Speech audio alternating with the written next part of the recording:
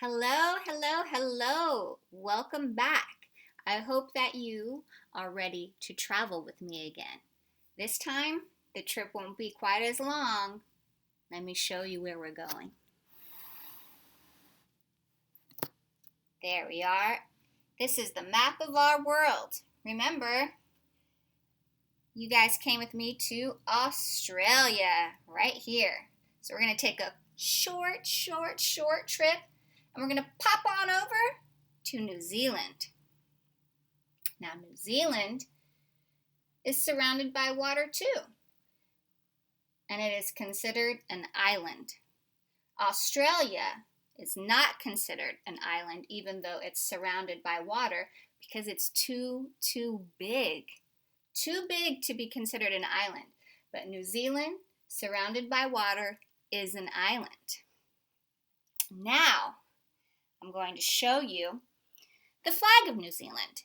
But first, I'm going to show you the Australian flag to jog your memory. There it is. This is the Australian flag. And now here, I'm going to show you the flag of New Zealand. It looks pretty similar, doesn't it? Here, let me go back again.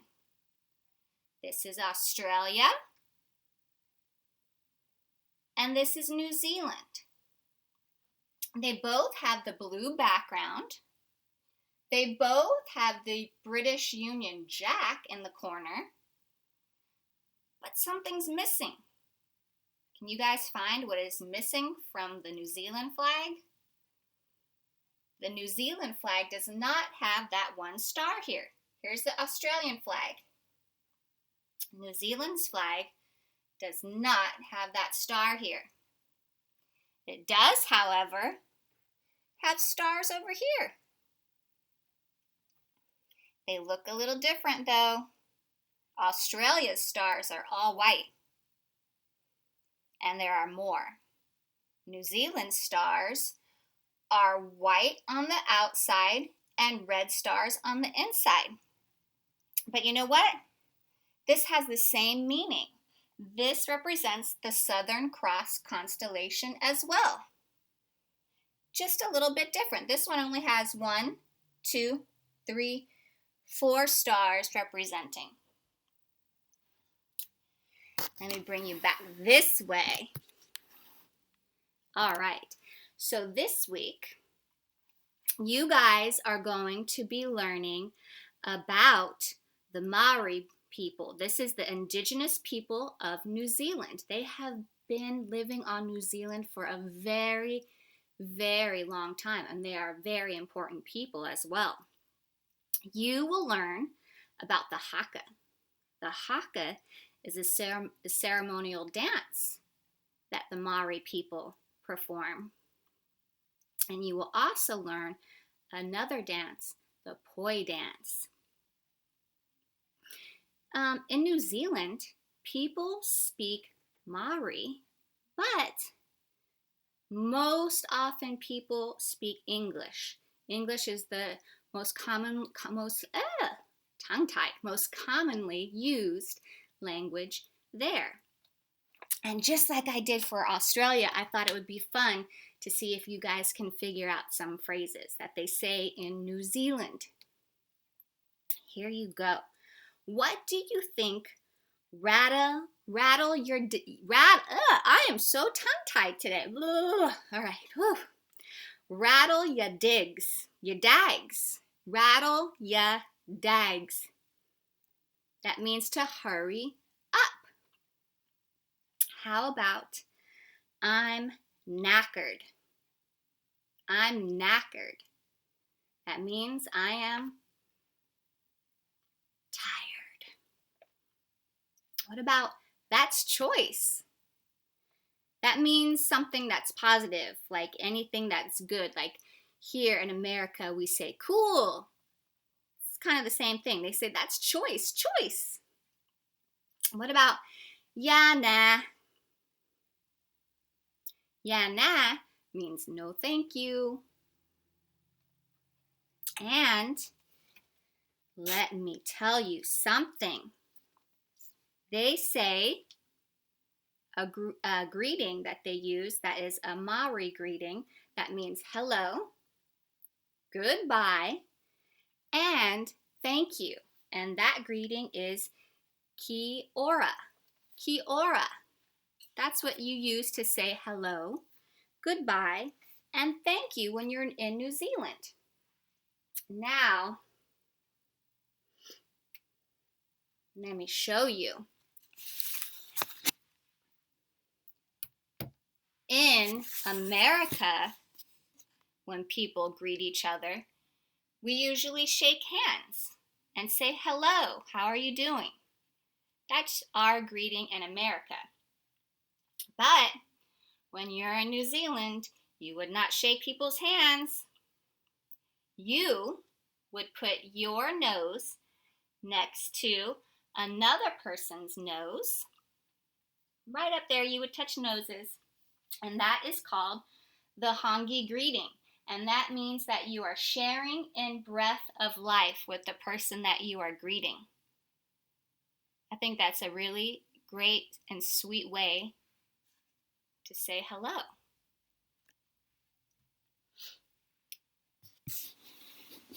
Now, in New Zealand,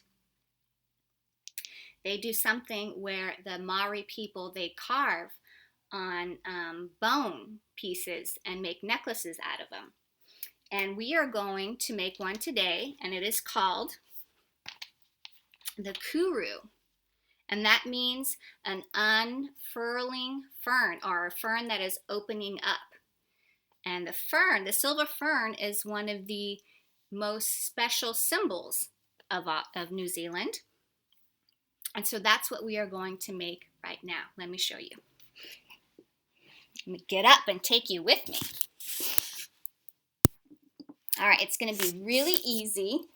And this means new beginnings.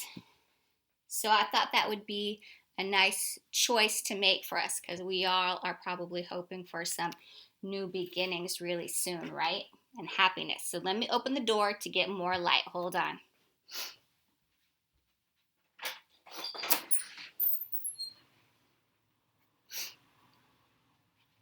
All right, that looks a little bit better. So I am going to use StoneX air drying clay. Now this clay is supposed to be a really nice brand that doesn't crack when you let it out to dry. So also, Miss Karen attached a recipe to make salt dough if you don't want to go out and buy air drying clay and you want to be a little bit adventurous and try to make your own clay. There's a recipe for salt dough attached to the curriculum, okay? But I'm going to use just a little bit of this air drying clay. Now remember, it's a fern that is opening up. So I need to make a long tube. I need to roll it out. And I probably don't want it too thick because I want it to dry. Let me put it on my plate. Let me show you. There you go. All right, so I'm going to take some of that back. Now you can texturize this. That means you can maybe take a fork, or I have a chopstick here, and poke it and give it a little texture. Or maybe you want to take some, make some lines. I don't know, is that showing up here? Do I need to move again? You can make some lines on your clay. But you want to swirl it so it looks like it's a fern that is opening up. Really simple, just like that. And this is a necklace, because remember, it's necklaces that they would carve out of bone. So you would need to remember to make a hole in your clay before it dries so that you can use a string. There you go. a string. Let me lift it up. Once it's dry, you can wear it as a necklace here. I'll pretend like it's on my chain. There you go. All right. Thank you for hanging in there with me and learning all about Australia and New Zealand. Thank you.